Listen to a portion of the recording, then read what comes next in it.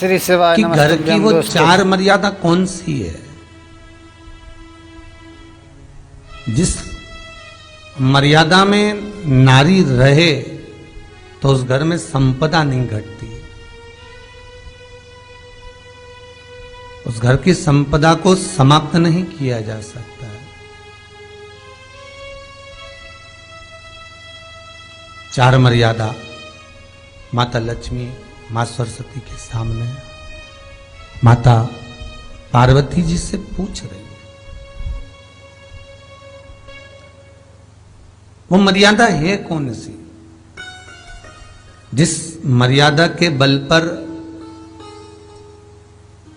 एक जो घर बसता है, घर जो बसाया जाता है, उस घर में सुख, सौभाग्य, संपदा, सत्ता, वैभव, प्रतिष्ठा, यश, कीर्ति, आरोग्यता, ये सब वहां रहे।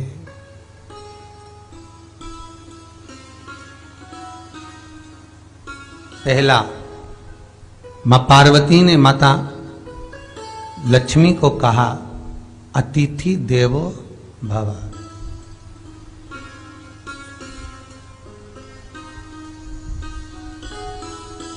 हमारे दरवाजे पर जब कोई अतिथि आए, हमारे दरवाजे पर कोई मेहमान आए, तो हम उसका आदर करें। परिवार के लोग जो आदर कर रहे हैं वो अपनी जगह पर है, भाई आदर कर रहा है वो अपनी जगह पर है, जेठ आदर कर रहा है वो अपनी जगह पर है, देवर मान सम्मान दे रहा है वो अपनी जगह पर है। पर सबसे पहला सम्मान घर की स्त्री को अतिथि का करना चाहिए।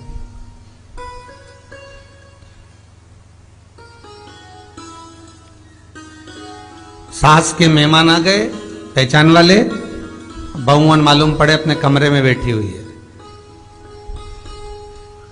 मेहमानों ने आकर पूछ लिया, क्यों बहू नहीं दिख रही? बस आ रही होगी। सास गई, रसोई घर में से पानी लाकर पिला दिया।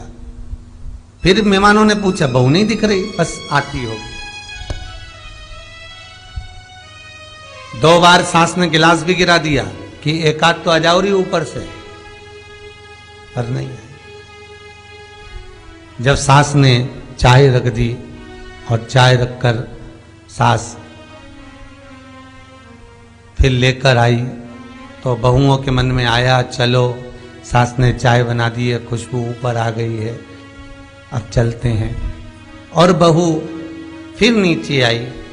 जो मौसी आई थी, काकी आई थी, बुआ आई थी, चाची आई थी, उनको प्रणाम करा और अंदर जाकर चाय जो बनी थी उसको पिया।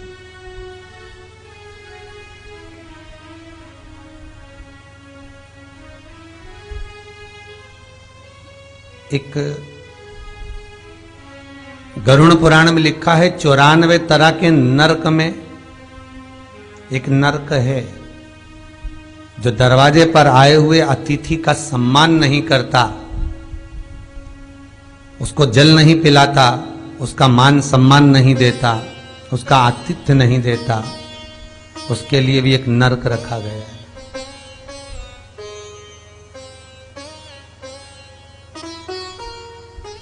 हजारों नरकों में एक नरक वो भी है जिसका हमने आतिथ्य ना करा हो। मेरा बहुओं से निवेदन है, सास के रिश्तेदार आए तो आप उनका भी आदर करिए, और आपके रिश्तेदार आए तो आप उनका भी आदर करिए। जेठानी के रिश्तेदार आए तो आप उनका भी आदर करिए, और देवरानी के रिश्तेदार आए तो आप उनका भी आदर करिए। आप किसी न किसी रूप में जो अतिथि आया है वो न जेठ का है, न देवर का है, न वो सास का है, अतिथि घर का है, किसी एक व्यक्ति का अतिथि नहीं है।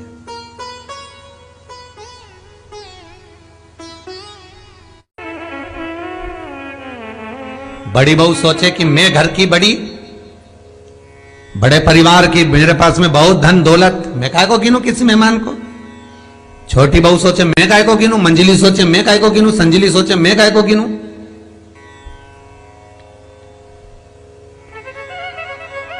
तुम्हारे माँ बाप आए, सास अगर तुम्हारे पिता से, तुम्हारी माता से बात ना करे, देवरानी बात ना करे, जेठानी बात ना करे, तो तुम्हें कैसा लगेगा कि तुम्हारे माँ बाप आए और किसी ने सम्मान नहीं करा। उसी तरह सास के रिश्तेदार आए, तुम सम्मान नहीं करोगी तो उसको कैसा लगेगा। फिर तुम्हारे घर के आए, वो सम्मान ना करे तो तुम्हें कैसा लगेगा। आतिथ्य घर में कोई भी आए वो सबके लिए। दूसरा क्रम बताया, घर के दरवाजे पर जो तुलसी का पौधा होता है,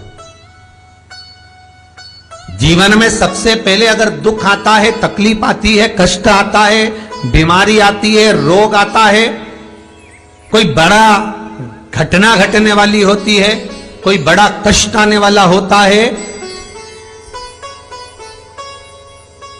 तो लक्ष्मी जी से माता पार्वती कह रही है, घर में जो तुलसी का पौधा होता है सबसे पहले घात उसी पर होती है। तुलसी का पौधा सूख जाता है, समाप्त हो जाता है,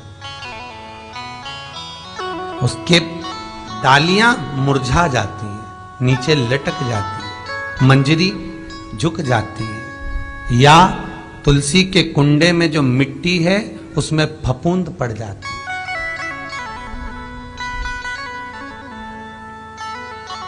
कितना सुंदर बात कही है महाराज।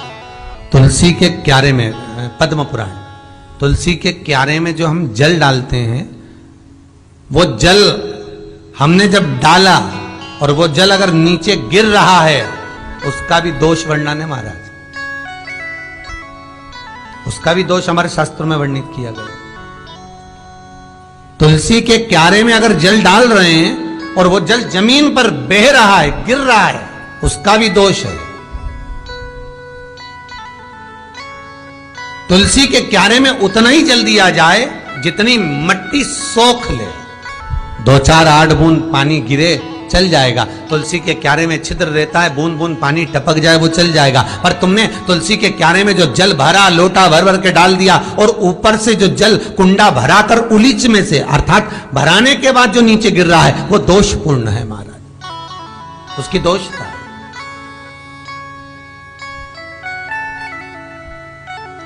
वो दोष देने वाला। तो लक्ष्मी से माता पार्वती जी कह रही हैं कि दूसरा क्रम है घर में वैभव, लक्ष्मी, संपदा, प्रतिष्ठा, यश, आरोग्य को पाने के लिए तुलसी के क्यारे की आराधना, तुलसी के कुंड को नमन करना कर सकते। तीसरा क्रम कहा,